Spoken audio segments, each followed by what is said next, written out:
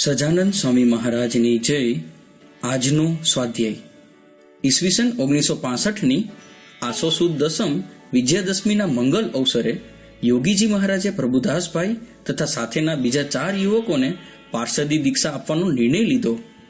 દશેરાની વહેલી સવારે યોગી બાપાએ આસનમાંથી જાગીને તરત જ પોતાના અંતેવાસી સેવક પૂજ્ય માધવશરણ સ્વામીને પૂછ્યું કે ત્યાં શું ચાલી રહ્યું છે.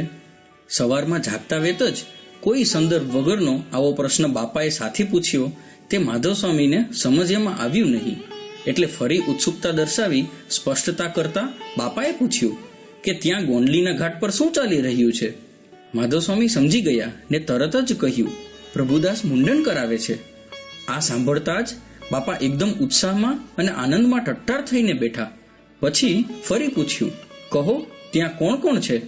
માધવ સ્વામી કહે, બધા જ છે, સંતો છે, યુવકો છે, એમના સગા વાલા પણ છે.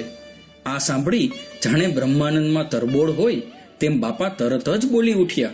પ્રભુદાસે તો ડંકો મારી દીધો. જે કામ અવતારોથી ના થયું તે પ્રભુદાસે કર્યું. દીક્ષાવિધિ પ્રસંગે યોગી બાપાએ એ ઐતિહાસિક વચનો પણ ઉચ્ચારેલા.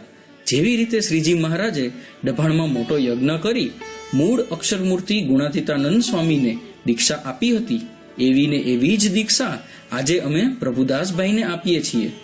આમ વર્ષો પહેલા યોગી બાપાએ પોતાના માનસપુત્ર સમાન ભાવિ વારસદારના ગૌરવ અને મહિમા પોતે જ સ્પષ્ટ કર્યા હતા.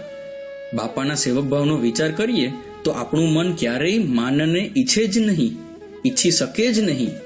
જય સ્વામિનારાયણ. પ્રગટ ગુરુ હરિપ્રસાદ સ્વામી મહારાજની જય જય જય. આત્મીય સમાજની જય જય જય.